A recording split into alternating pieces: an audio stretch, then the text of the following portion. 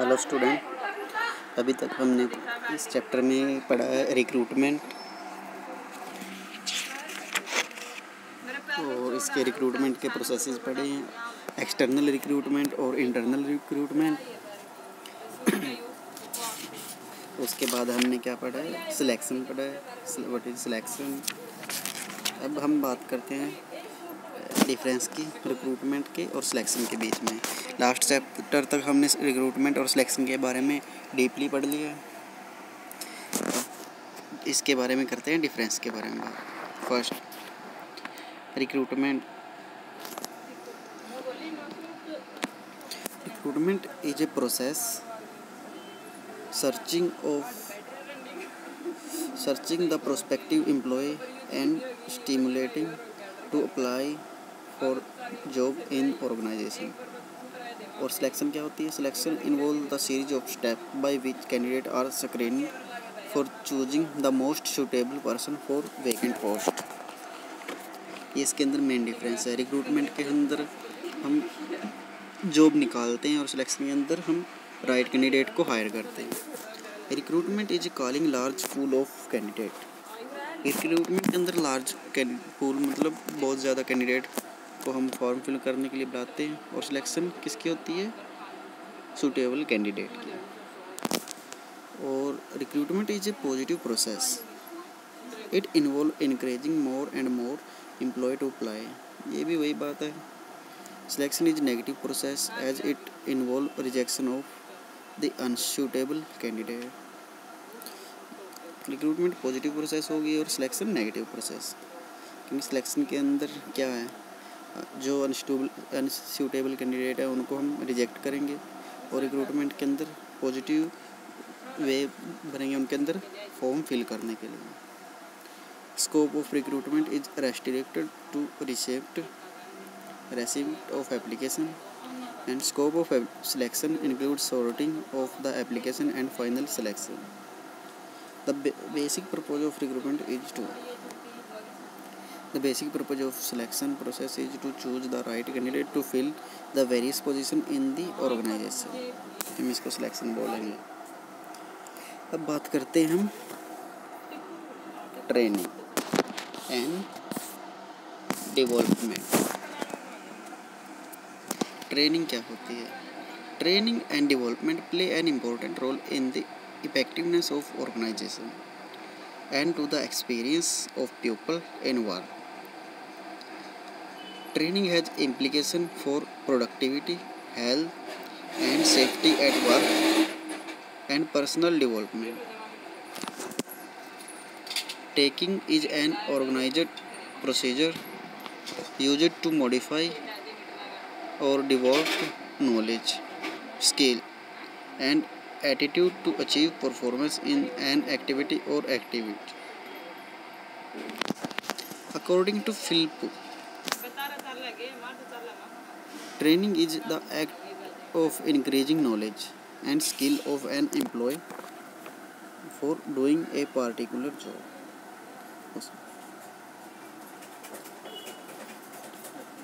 According to Dale S. Beach, training is the organized procedure by which people learn knowledge and skill for definite purpose। जैसे किसी भी company कोई भी अपने employ higher करती है, उसके बाद क्या करती है, सबसे पहले उसको ट्रेनिंग पर रखते हैं, उसको ट्रेनिंग देते हैं किसकी? एक डेफिनेट पर्पज़ के लिए और डेफिनेट काम के लिए। जो उससे काम लेना है उसी को उसी काम की ट्रेनिंग दी जाएगी। Characteristics of training. First, training will provide benefit to organization for a long time in the form of increased efficiency of the employee. Second, training increases skill of employee to perform specific job.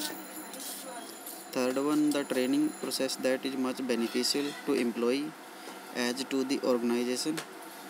The organization can realize its dream of more production at low cost and increase efficiency of employee, enabling them to produce more and qualitative better goods.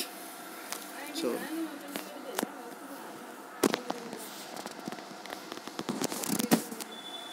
Training become imperative whenever a new technology are adopted in organization.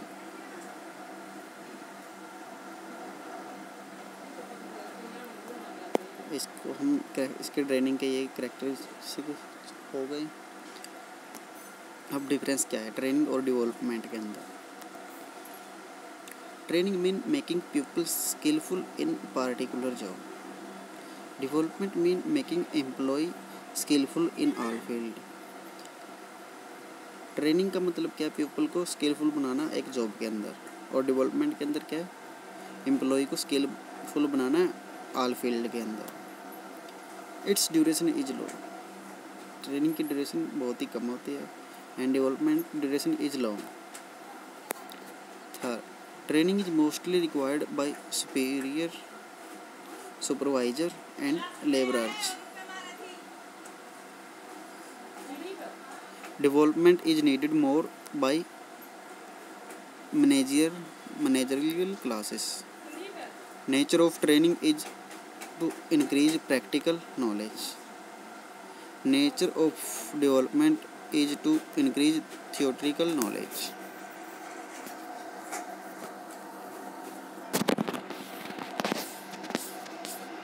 अब बताते हैं method of training and development. सबसे पहले क्या है training and development method can be divided into two group. On first group कौन सा है on the job training and off the job training. On the job training means job rotation, coaching and counselling, vestibule training, apprenticeship training and internship training. Off the job training classroom training, case study, conferences, reading television and video instruction, role playing. On the job training क्या होती है सबसे पहले on the job training method a training that take place while employees are actually working. ये training वहाँ पर होती है जहाँ पर एम्प्लॉय पहले से काम कर रहे हैं या काम करने के लिए रेडी हैं। According to J. Betty, right, on the job training for its success needs a properly trained instructor. Otherwise, an inefficient instructor can produce a number of inefficient offspring. जे बेटी के अकॉर्डिंग क्या है ऑन जॉब ट्रेनिंग के लिए हमें एक trend instructor रखना होता है। अगर वो हम ट्रेंड इंस्ट्रक्टर ना हो तो उसकी वजह से बहुत सारी खामियां हो सकती हैं। The objective of the job training is to bring the employee to at least a minimum acceptable standard of performance in the shortest possible time.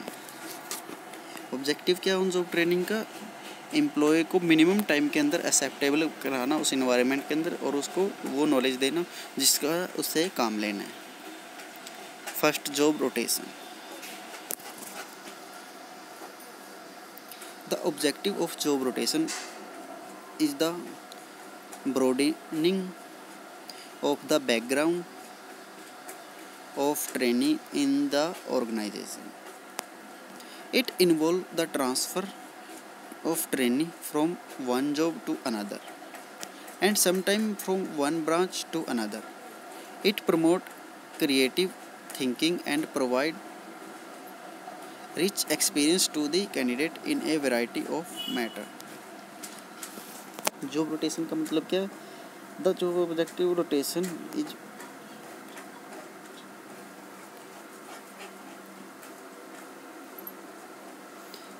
Rotation का मतलब चेंज करना। कहीं पर भी कोई एम्प्लॉय हमारे साथ किस फील्ड में या किसी डिवीज़न में काम कर रहा है हम अगर उसको दूसरे डिवीज़न में ट्रांसफ़र करेंगे तो क्या करेंगे उसकी जॉब को रोटेट करेंगे।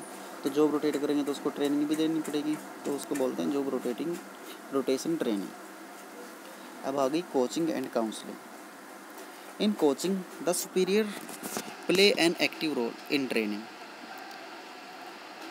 The subordinate and the subordinate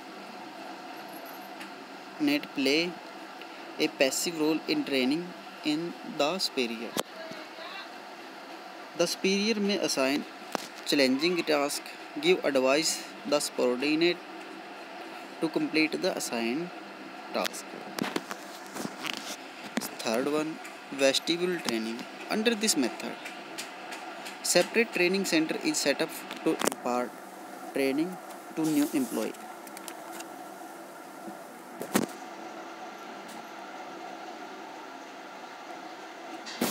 An experienced and trained personnel is appointed as an in charge of the center. When the employees are trained, they are put on the real job. Vestibule training क्या क्या मतलब है? एक training centre बनाया होता है जहाँ पर उस सबसे पहले एम्प्लॉय को ट्रेनिंग दी जाती है और वहाँ पर एक ऐसा इंचार्ज होता है जो बहुत ज़्यादा एक्सपीरियंस्ड हो, वो ट्रेनिंग सेंटर का हेड बनाया होता है। वो ट्रेनिंग देने के बाद उनको रियल टाइम जॉब जहाँ पर उसको काम करना है वहाँ पर भेजा जाता है एम्प्लॉयज़ को। फिर आगे बात apprenticeship training. It is used in those case when long term training is required to attain complete proficiency to perform a particular job. Apprenticeship training क्या है? ये क्या है? लॉन्ग टर्म ट्रेनिंग होती है, रिक्वायर्ड होती है। प्रोफेंसी मतलब किसी भी फील्ड के अंदर अप्रेंटिसशिप कब होती है? साल की 2 साल की अप्रेंटिसशिप इसलिए रखी जाती है तो उसने 2 साल का कोई वर्क किया, वो किया, जो सर्टिफिकेट किया है, उसके बाद उसको 2 साल की अप्रेंटिसशिप ट्रेनिंग देंगे हम। भाई जो उसने थ्योरी पढ़ी है वही उसी चीज़ का वो प्रैक्टिकल करे और उस प्रैक्टिकल और थ्योरी में वो अपने माहिर होके आगे रियल जॉब में जाके अच्छा सा काम करे। द पीरियड ऑफ ट्रेनिंग में वेरी फ्रॉम 2 to 7 ईयर, और ये पीरियड क्या होता है? 2 से 7 साल का होता है। During the training the expert give complete knowledge of theoretical and practical training. और इस ट्रेनिंग पीरियड के अंदर क्या होते हैं? जो एक्सपर्ट होते हैं, माहिर इस चीज़ के, वो प्रैक्टिकल और थियोरिटिकल ट्रेनिंग देते हैं। Most states now have apprenticeship law with supervised plan for such training. अब बहुत सारे स्टेटों में क्या है? एक लॉ, कानून बन गया है।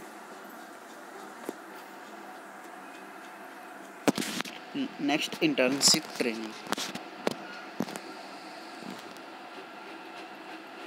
Under internship training business and technical institution impart training to their member. Internship training के अंदर क्या है? टेक्निकल इंस्टीट्यूट हो गए या बिजनेस हब हो गए, वो अपने जहाँ पर किसी को स्टूडेंट पढ़ते हैं तो उनको साथ के साथ इंटर्नशिप करा देते हैं जिससे उनको आगे किसी जॉब में कोई प्रॉब्लम ना आए काम करते वक्त। Educational institution impart theoretical knowledge of their student but for practical knowledge they are sent to business organization। Educational institution के अंदर स्टूडेंट थियोरिटिकल नॉलेज तो ले सकते हैं लेकिन प्रैक्टिकल नॉलेज के लिए उनको किसी ना किसी बिजनेस हब के अंदर जाना पड़ेगा, ऑर्गेनाइजेशन के अंदर। जैसे फार्मेसी की बात करें, बैचलर डिग्री के बारे में, जैसे बैचलर ऑफ फार्मेसी में क्या होता है? आप इंटर्नशिप लगती है आपकी कि 40 डेज़ की, वो भी किसी कहाँ पर जाके किसी बिजनेस ऑर्गेनाइज जहाँ पर मेडिसिन बन रही हैं, और उसकी थियोरिटिकल नॉलेज हम कहाँ से प्राप्त करते हैं? हमारी बुक्स से। और प्रैक्टिकल नॉलेज के लिए हमें वहाँ पर जाना पड़ेगा।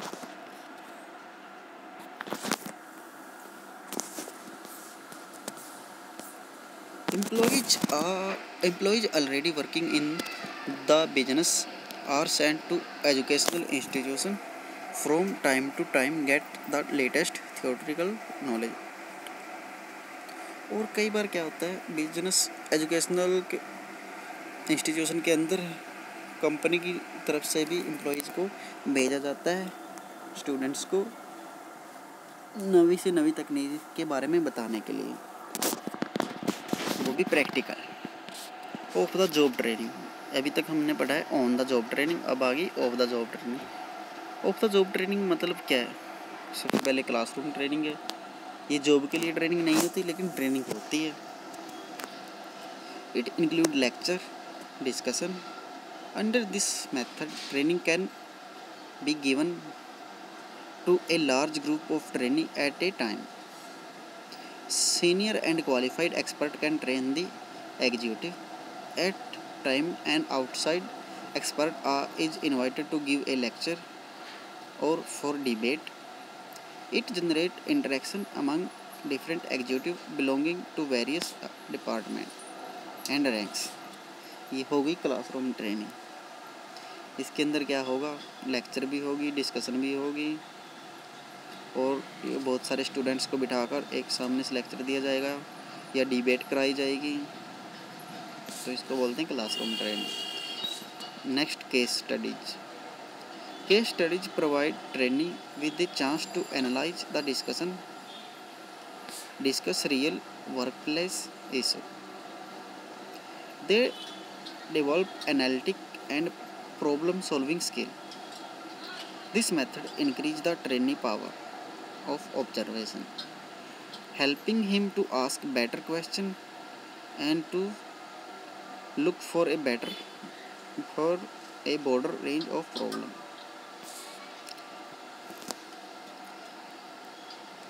Third, आगे conferences.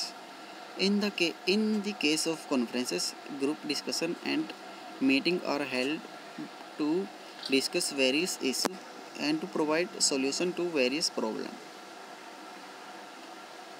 The conferences act a group interaction and exchange of view and ideas. Conference method allow the trainee to look at the problem from a broader angle. Conference के अंदर क्या, ये भी डिबेट की तरह ही है, एक दूसरे के इंटरेक्शन और व्यू हम और आइडिया वहाँ पर शो होते हैं और उसको हम देख के कुछ सीखने को मिलता है। Next, reading television and video instruction.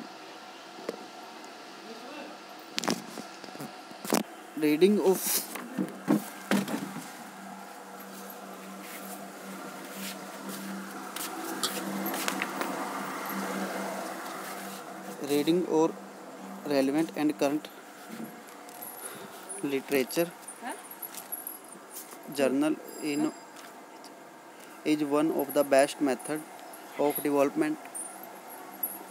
The manager can discuss an relevant article with the senior manager and get necessary clarification. Video can be used for improving communication skill and customer service skill. Role playing. This method is also called role reversal, socio-drama. Its purpose is to increase the trainee skill in dealing with other people. Role playing presents the student a valuable opportunity to learn not the course content but other perspective on it. It is a method of human interaction which involves realistic behavior in an imaginary or hypothetical situation.